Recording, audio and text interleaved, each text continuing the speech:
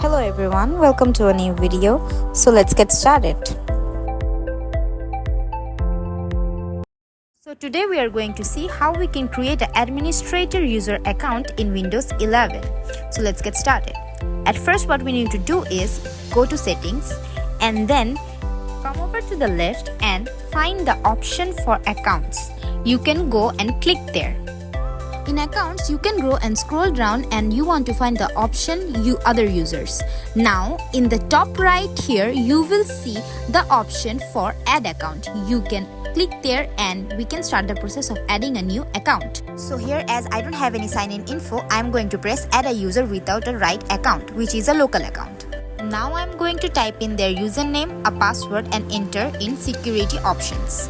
After we are done filling all the infos, we can press on next and then we can see that there is a GRV account.